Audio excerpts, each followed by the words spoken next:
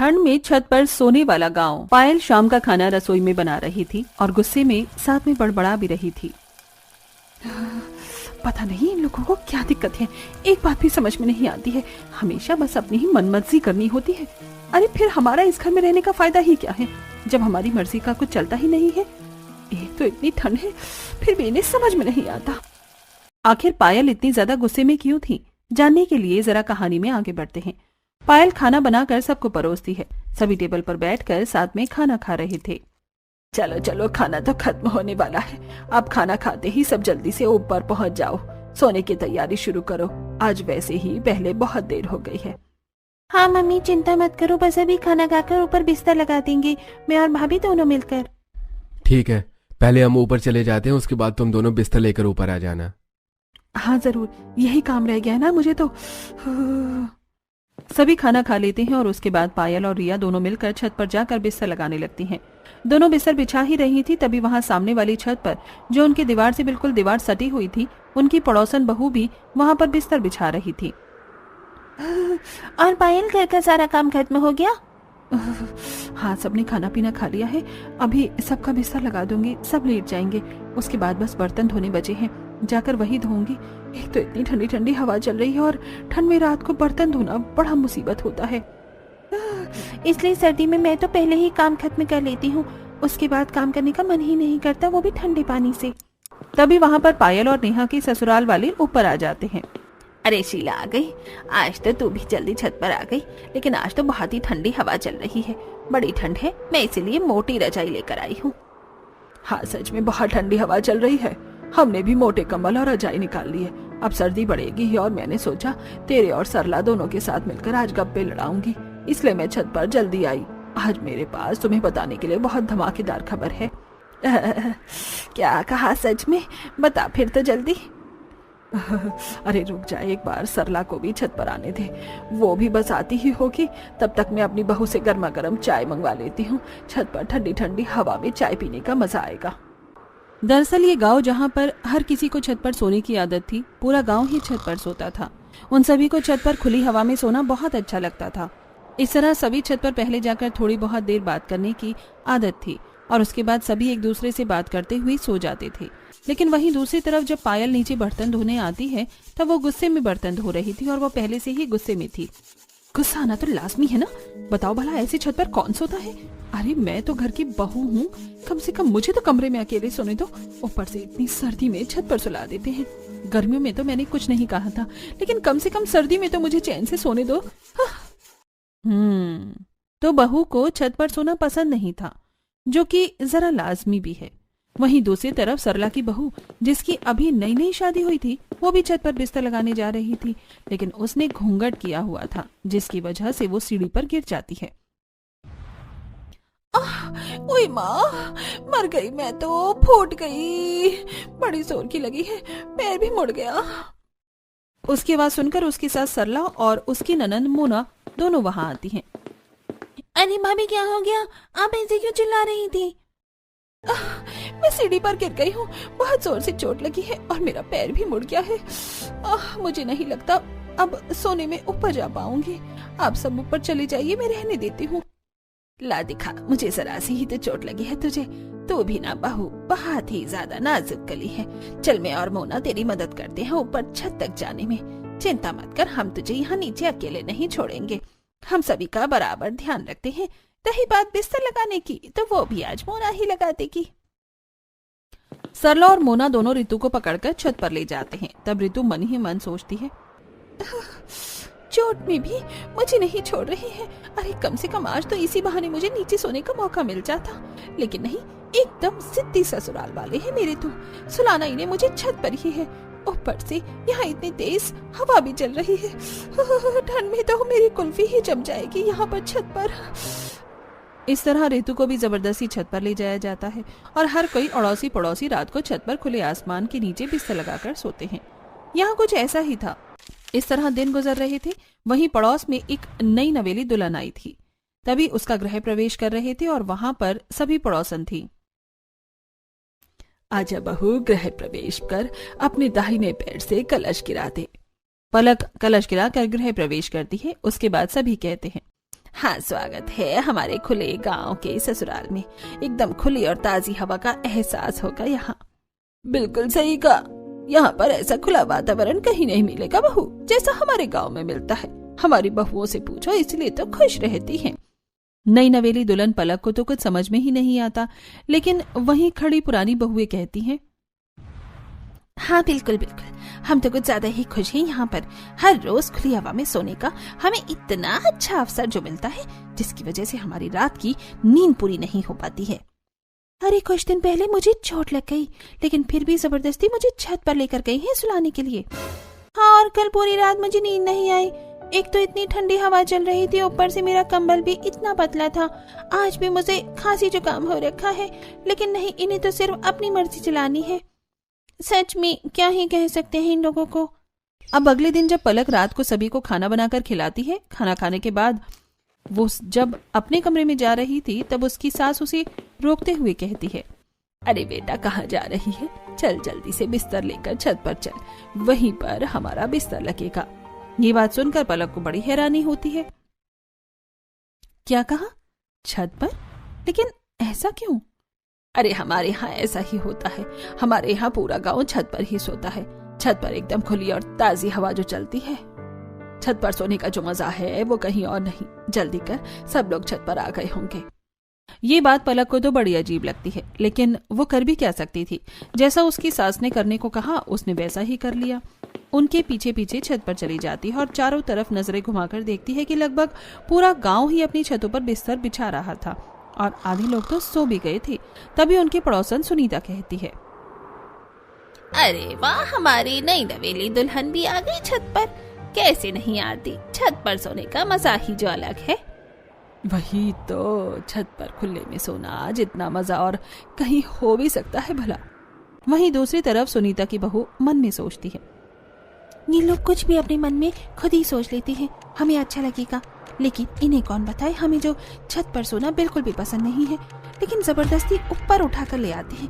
मैं तो पलक का सोच रही हूँ, बेचारी को शादी के दूसरे ही दिन छत पर जाकर सोना पड़ रहा है। पता नहीं मन में क्या क्या सोच रही होगी। सभी बिस्तर लगाकर सो जाते हैं, लेकिन पलक, जिसके लिए ये सब बिल्कुल नया था, उसे बिल्कुल भी नींद नहीं आती। वो आंखें खोलकर देखती है कि उसके पूरे ससुराल वाले आराम से खर्राटे मारकर सो रहे थे। वो बड़ी परेशान हो जाती है। यार, यहाँ छत पर कितनी तेज हवा चल रही है। मेरे ससुराल वाले नहीं, मुझे तो लगता है पूरे गांव वाले ही पागल हैं। भला ऐसी सर्दी में इतनी ठंडी हवा में छत पर कौन सोता है? सभी लोग कैसे खर्राटे मारकर सो रहे हैं? मुझे तो बिल्कुल नींद नहीं आ रही, मुझे तो बहुत ठंड लग रही है।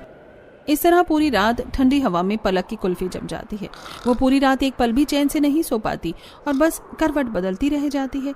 अगले दिन सुबह पलक सभी को चाय बनाकर देती है। ठंड में सुबह सुबह चाय का अलग ही मजा है। अच्छा बहू, एक बात बता, रात को तुझे मजा आया ना ऊपर सोने में? हे भगवान, ये कैसा सवाल हुआ? मजा तो आया ही होगा माँ। अब ठंड में यहाँ पर इतनी खुली और ताजी हवा में छत पर सोने का मौका मिलेगा तो हर किसी को अच्छा तो लगेगा ही। हे भगवान, मुझे तो मेरा पति भी बिल्कुल पागल ही लगता है। ठंड में छत पर कौन सोता है? इस तरह सभी गांव वाले हर रोज छत पर ही सोते थे, लेकिन बहुओं को बिल्कुल भी नींद नहीं आती थी। ना तो उन्हें बिल्कुल भी आदत थी छत पर सोने की, और ऊपर से उन्हें बहुत सी परेशानी भी होती थी। एक रात जब सभी आराम से सो रहे थे, तब पायल, अरे यार, छत पर तो इतने मोटे मोटे मच्छर हैं, लगता है एक ही दिन में ये मेरा सारा खून पी जाएंगे। अब क्या करूं? ऊपर से मुझे बहुत ज्यादा ठंड भी लग रही है। पायल को बिल्कुल भी नींद नहीं आ रही थी और वो आंख बंद करके दोबारा सोने की कोशिश करती है, लेकिन तभी उसकी ननंद रिया उसके ऊपर पैर रख देती है, जिसके बाद उसे गुस्सा आता है। लो जी, बस इसी चीज की कमी रह गई थी। मेरे ऊपर इतना भारी 10 किलो का पैर रख दिया है। सब इतना चिपक कर सोते हैं, बिल्कुल नींद नहीं आती है। पायल गुस्से में रिया का पैर उठाकर फेंक देती है और दोबारा सोने की कोशिश करती है, लेकिन इस बार रिया उसके ऊपर हाथ रख देती है। कौन सी मनहूस घड़ी में मैं आकर इस गांव के ससुराल में फंस गई हूँ। सिर्फ इस ससुराल में नहीं, इस गांव के किसी भी ससुराल में आना बेवकूफी है। इस बार पायल उसका हाथ हटाती है और उसके बाद वो उठकर टहलने के लिए छत के दूसरे कोने पर जाती है। तभी सामने उसे लंबे बालों वाली एक परछाई नजर आती है, जिसे देखकर वो डर जाती है और हल्का चिल्लाती ही है कि चुड़ैल। अरे शांत, चुप हो जा पायल, कोई चुड़ैल नहीं है, मैं हूँ सीमा। अच्छा तुमने तो मुझे डरा ही दिया। तुम अब तक सोई नहीं? अरे यार कहाँ, एक तो इतनी ठंडी हवा चल रही है, बड़ी ठंड लग रही है, ऊपर से इतने मोटे मोटे मच्छर काट रहे हैं, पूछो ही मत। सच में यार मेरा भी यही बुरा हाल है। एक तो मेरे ससुराल वाले इतना चिपक कर सोते हैं, मुझे जगह ही नहीं मिलती। ऊपर से इतनी ठंड में छत पर सोना पड़ रहा है जहाँ बिल्कुल भी नींद नहीं आती। सर्दी में तो इंसान को ज्यादा सोना चाहिए और हमें तो ढंग से रात को भी सोने को नहीं मिल रहा। सच में यार कहाँ फंस गए हम। इस तरह दिन गुजर रहे थे और उन्हें जबरदस्ती छत पर सोना पड़ रहा था। कुछ दिन बाद गली के कोने पर सभी पड़ोसने इकट्ठा होते हैं। सभी साथ मिलकर बाजार में सब्जी लेने जा रही थी। क्या हाल है तुम सबका? क्या ही हाल हो सकता है, बद से बदतर हो रहा है। पूरी पूरी रात नींद नहीं आती, बस करवट बदलते रह जाते हैं। इतनी ठंड में ऊपर से जुकाम भी हो गया है। सच में इतनी ठंड में ढंग से सोने को भी नहीं मिलता है। देखो तो जरा हमारी हालत को, जीते जागते ज़ॉम्बी लग रहे हैं। सच में मेरी तो कुछ ही दिनों में हालत खराब हो गई है। आप सब तो फिर भी बहुत पहले से यहाँ पर रह रहे हैं, इतना समय कैसे झेला? सच में बस झेलना पड़ रहा है, लेकिन अब मैं बहुत परेशान हो गई हूँ। बस बहुत हो गया। आज मैं अपने ससुराल वालों से इस बारे में बात जरूर करके रहूंगी। हाँ बिल्कुल सही, हमें एक बार अपने ससुराल वालों से इस बारे में बात कर लेनी चाहिए। हालांकि वो हर बार मना करते हैं, लेकिन हमारी हालत तो देखो, तबीयत भी कितनी खराब हो रही है, ऊपर से ठंडी हवा में सोने में। इस तरह गांव की सभी बहुएं अपने ससुराल वालों से बात करने की ठानती हैं। सभी जब सब्जी लेकर घर आती हैं पायल के घर। आज मैं छत पर नहीं सोऊंगी मम्मी जी, मेरा गला बहुत ज्यादा खराब है और तबीयत भी ठीक नहीं है। अरे कोई बात नहीं, छत पर सोने से सब ठीक हो जाएगा। लेकिन छत पर सोने से सब ठीक कैसे होगा? बिल्कुल होगा, जब तुम ठंडी और ताजी हवा में सोओगी तो सब ठीक हो ही जाएगा। बल्कि उसमें तो तबीयत और ज्यादा खराब हो जाएगी। मुझे छत पर नहीं सोना है, मैं नीचे यहाँ अपने कमरे में अकेले से सो जाऊंगी। ऐसे कैसे सो जाओगी? हमारे घर की परंपरा है, हर कोई ऊपर छत पर एक साथ ही सोता है। तुम ऐसे हमारी बात के खिलाफ नहीं जा सकती। चुपचाप जल्दी से शाम का खाना और काम खत्म करो और बिस्तर लेकर ऊपर चली जाओ। वहीं दूसरी तरफ नेहा के घर में, मुझे छत पर इसलिए नहीं सोना क्योंकि मुझे वहाँ नींद नहीं आती और अब सर्दी भी बढ़ गई है, बहुत ठंडी हवा चलती है। तो क्या हुआ, रजाई भी तो मोटी है और हम भी तो सोते हैं, हमें तो कोई ठंड नहीं लगती। लेकिन माँ जी क्या छत पर सोना इतना ही जरूरी है? अब सर्दी है, बिल की भी कोई चिंता नहीं। अब तो मैं कम से कम आराम से अपने कमरे में नीचे सो सकती हूँ। नहीं तुम्हें पता है हमारे गांव में ऐसा ही होता है। पूरा परिवार एक साथ मिलजुल कर रहता है और सभी काम एक साथ करता है। हम खाना भी एक साथ बैठकर खाते हैं और सोएंगे भी एक साथ ही। आगे से इस बारे में कोई बात ना हो। इस तरह हर किसी को वही बात सुनने को मिलती है। अरे भला सोने एक साथ क्यों जरूरी है? अलग अलग भी तो सो सकते हैं, लेकिन नहीं, इन्हें तो सोना भी एक साथ ही है। अगले दिन शाम को, आजकल छत पर सोने में कितना मजा आ रहा है ना, कितनी ठंडी मस्त हवा चलती है। सच में मजा आ जाता है, लेकिन कल मेरी बहू ऊपर छत पर सोने से मना कर रही थी। अरे मेरी बहू भी मना कर रही थी, मैंने तो डांट दिया। हाँ मैंने भी वही डांट दिया। बताओ, उन्हें तो कुछ पता ही नहीं है कि छत पर सोना कितना अच्छा होता है। हाँ मेरी नई नवेली बहू भी कल मना कर रही थी, लेकिन मैंने उसे भी समझाया कि ऊपर खुली और ताजी हवा में सोना कितना अच्छा होता है। एक तरफ बहुओं का अलग मत था और दूसरी तरफ सास का अलग, लेकिन अंतिम फैसला तो सास का ही चलना था। जब सीधे तरीके से बात करने पर काम नहीं चला, तब सभी बहुएं फैसला करती हैं। कहते हैं जब घी सीधी उंगली से ना निकले तो उंगली टेढ़ी करनी पड़ती है। तो दीदी चम्मच से घी निकाल लो। अरे पलक, ये कहावत है। बात यह है कि हम आखिर क्या ऐसा कर सकते हैं जिससे हमारे ससुराल वाले छत पर सोना छोड़ दें? क्यों ना हम अपनी ससुराल वालों को डराने की कोशिश करें। हम रात को फोन में नकली चुड़ैल की आवाज लगा देते हैं तो उन्हें लगेगा कि गांव में कोई भूत का साया है, जिसके बाद सभी छत पर जाकर सोना छोड़ देंगे। आइडिया तो अच्छा लग रहा है। बस उसी रात वो सब अपना प्लान शुरू कर देती हैं। सभी छत पर बिस्तर लगा ही रही थी, तब पायल, ऋतु, नेहा, सीमा और पलक एक दूसरे से इशारे में बात कर रही थी और सभी के सोने पर सही समय का इंतजार कर रही थी। जब सभी सो जाते हैं तो वो अपने अपने फोन में चुड़ैल की नकली आवाज लगा देती हैं और थोड़ी देर बाद, अरे मेरे ससुराल वाले उठ क्यों नहीं रहे हैं?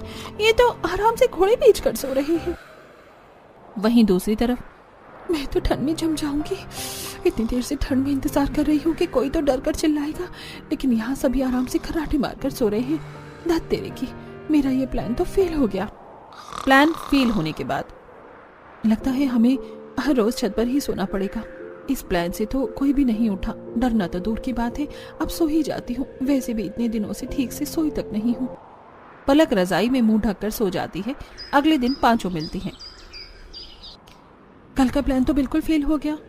क्यों ना इस बार हम उन्हें किसी सांप या बिच्छू से डराएं। अरे अगर हम उन्हें इससे डराएंगे तो हमारा भी तो नुकसान होगा। हम खुद डर जाएंगे। भला सांप और बिच्छू कोई खेलने की चीज थोड़ी है। अरे तो असली कौन लेकर आएगा रा? नकली लाएंगे। हम में से कोई एक ही ये काम करेगा ताकि सभी भी डर जाएं और हमारा भांडा भी ना फूटे, क्योंकि नकली की बात तो जल्दी ही फैल जाएगी। अगले प्लान को अंजाम दिया जाता है। जब सभी सो रहे थे तब सबसे पहले पायल अपने ससुराल वालों के ऊपर सांप डालती है। जैसे ही रमेश को एहसास होता है कि उसके ऊपर कुछ है तो वो उसे हटाने की कोशिश करता है। तब उसके हाथों से छूकर एहसास उसे होता है कि ये कोई अजीब सी चीज है। वो जैसे ही उठकर उसे पकड़ता है तो अंधेरे में उसे एहसास होता है कि उसने सांप पकड़ा है। जिसके बाद वो तेजी से चिल्लाता है, अरे बचाओ बचाओ, सांप आ गया, सांप आ गया। उसकी आवाज सुनकर सभी उठ जाते हैं और तभी रमेश बड़ी जोर से सांप को दूर फेंकता है और वो उनके बगल वाली छत पर सीधा महेश के ऊपर जाकर गिरता है, जो सो रहा था। महेश को भी किसी के होने का एहसास होता है और जैसे ही वो देखता है तो वो भी चिल्लाकर उसे दूर फेंक देता है। इसी तरह सभी उठ जाते हैं। और क्या हुआ जी, क्या देखा आपने? अरे मेरे ऊपर सांप आया था, मैंने उसे अभी फेंका है। क्या कहा पापा जी? सांप आ गया? देखा, यहाँ खुले में सोना बिल्कुल भी सेफ नहीं है, बहुत खतरनाक हो सकता है। वहीं बगल वाली छत से महेश भी डरते हुए कहता है, अरे मेरे ऊपर भी सांप आ गया था, मैंने अभी दूर फेंका है। ये तो बहुत खतरनाक बात है। अचानक से यहाँ सांप कैसे आ गया? देखो वो कोने में पड़ा है, हमें लाइट जलाकर देखना चाहिए, उसे भगाना चाहिए, नहीं तो खतरनाक हो सकता है। वो सब लाइट जलाकर देखते हैं तो उन्हें पता चलता है कि वो तो नकली सांप था। इसके बाद उन सबको गुस्सा आ जाता है। ऐसा मजाक करते हुए किसी को शर्म नहीं आती? किसने किया है हमारे साथ ऐसा भद्दा मजाक? अरे सच में ये तो बहुत गलत बात है, किसी को ऐसा नहीं करना चाहिए। बताओ कितनी ज्यादा गलत बात है। अगर हमें पता चल गया ना ऐसा मजाक किसने किया है तो हम उसे छोड़ेंगे नहीं। सोते हुए भी कोई किसी को डराना अच्छी बात है क्या?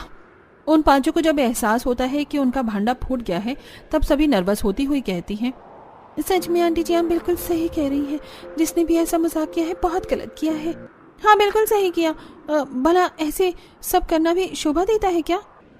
वही तो बहुत गलत बात थी। ये तो शुक्र है कि असली सांप नहीं था, लेकिन अगर असली सांप छत पर आ जाता तो कितना गलत हो जाता। हमें ऐसे बाहर खुले में नहीं सोना चाहिए, थोड़ा सावधानी रखनी चाहिए। हाँ चलो, शुक्र था कि यह असली सांप नहीं था और असली सांप आएगा भी नहीं। चिंता मत करो, हम इतने सालों से छत पर सो रहे हैं, आज तक ऐसा कुछ भी नहीं हुआ। बस किसी मूर्ख इंसान ने नकली सांप फेंक कर भद्दा मजाक किया है। यहाँ असली सांप वगैरह कुछ भी नहीं आने वाला, सब आराम से सो जाओ।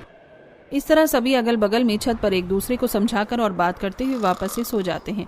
फिर से पायल भीड़ में सोते हुए सोचती है, अब इतनी ठंड में छत पर ही सोना होगा।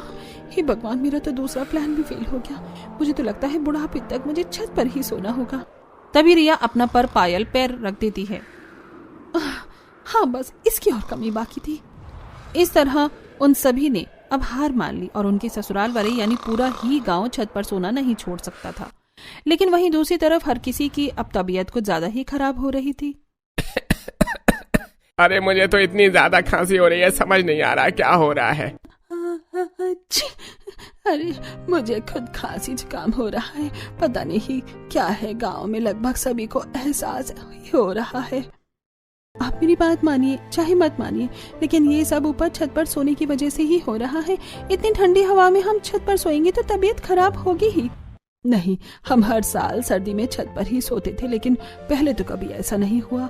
हवा की वजह से ऐसा नहीं हो रहा है और थोड़ा बहुत तो हर सर्दी में होता ही है। इसकी वजह से हम खुली ताजी हवा में सोना कैसे छोड़ सकते हैं। वहीं दूसरी तरफ सीमा के घर में सबकी हालत खराब थी।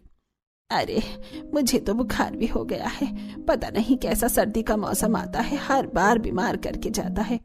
मैं कह रही हूँ सब ऊपर छत पर ठंडी हवा में सोने से हो रहा है। ऐसा नहीं है, हम इतने समय से छत पर सो रहे हैं और मैं भी तो छत पर सोता हूँ, लेकिन मैं तो बिल्कुल ठीक हूँ, मुझे कुछ नहीं हुआ।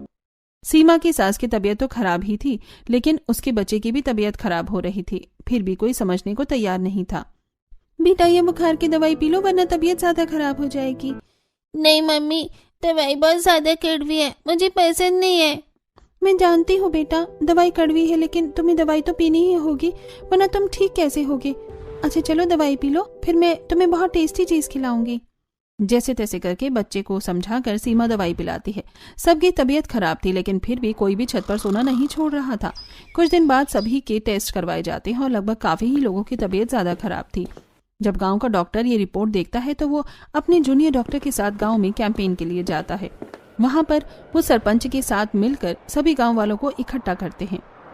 तो बताइए डॉक्टर साहब, ऐसी कौन सी बात है जो आप हम सभी गांव वालों से करना चाहते हैं और जो बहुत जरूरी है? क्या कोई समस्या है? हाँ सरपंच, बिल्कुल बहुत बड़ी समस्या है जो इस गांव में हवा चल रही है। ये बात सुनकर एक बार को सभी गांव वाले घबरा जाते हैं। लेकिन ऐसा क्या है जिसकी वजह से सभी गांव वालों को खतरा है? मैं आप सभी को समझाता हूँ। देखिए, आप सभी बहुत समय से ही छत पर सो रहे हैं, जो कि बहुत अच्छी बात है। हमें ऐसा करना चाहिए। छत पर ठंडी और ताजी हवा में सोने पर हमारा शरीर मजबूत होता है और इम्यूनिटी सिस्टम भी अच्छा होता है। अरे बिल्कुल सही कहा डॉक्टर आपने, इसीलिए तो हम सभी पूरा गांव मिलकर छत पर रात को सोते हैं। वहीं दूसरी तरफ बहू वाला ग्रुप, ये डॉक्टर सटिया गया है क्या? हमारी मुसीबत कम करने की बजाय बढ़ा रहा है। डॉक्टर आगे अपनी बात कहते हैं। हाँ बिल्कुल, हमारे पूर्वज भी पहले छत पर सोते थे, क्योंकि पहले बहुत सारे पेड़ पौधे होते थे, खुली हवा होती थी। पहले इतनी गाड़ियां और टेक्नोलॉजी भी नहीं थी, लेकिन अब धीरे धीरे जमाना बदलने लगा है, टेक्नोलॉजी होने लगी है। अब घर में हर फ्रिज, एसी, टीवी और बहुत सी बाइक और गाड़ियां भी हैं, जिसकी वजह से हवा दिन ब दिन दूषित होती जा रही है। खासकर सर्दियों के मौसम में, जिस समय पराली भी बहुत ज्यादा जलती है, जो कि पॉल्यूशन का बहुत बड़ा कारण है। अरे बिल्कुल सही कहा आपने, लेकिन इन सब बातों का क्या तात्पर्य है? इन सभी बातों का तात्पर्य है कि अब जो आज की हवा है वो पहले के जमाने की तरह बिल्कुल शुद्ध और ताजी नहीं रही, जिसकी वजह से हमारे शरीर में बहुत गंदी हवा जाती है। दिन में तो हमारी मजबूरी होती है घर के बाहर जाकर खेतों में काम करना या हमारा नौकरी करना, लेकिन रात को आप सभी की ऐसी कौन सी मजबूरी है जो आप सब छत पर सोकर इतनी गंदी हवा को अपने शरीर के अंदर लेकर जा रहे हैं? रात को तो हमारा शरीर रेस्ट करता है, सारी गंदी हवा को बाहर निकालता है, लेकिन आप सभी उसे रेस्ट देने के बजाय वही गंदी पोल्यूशन वाली हवा में सोकर अपने शरीर को और दूषित कर रहे हैं। ये बात सुनकर सभी गांव वाले हैरान हो जाते हैं और समझने की कोशिश करते हैं कि आखिर डॉक्टर सच में उनसे क्या कहना चाह रहे थे। देखिए, इसीलिए आधे से ज्यादा गांव बीमार हो रहा है। हर किसी को खांसी, जुकाम, गला खराब हो रहा है, ये सब पोल्यूशन की वजह से। जब मैंने आप सभी की रिपोर्ट को चेक किया और मुझे इसका कारण पता चला, तो मैंने जल्दी से फैसला किया कि आप सभी को इस बारे में बताया जाए। देखिए, ये सोच अच्छी है कि खुली और ताजी हवा में सोना चाहिए, लेकिन आजकल वो खुली और ताजी हवा है कहाँ?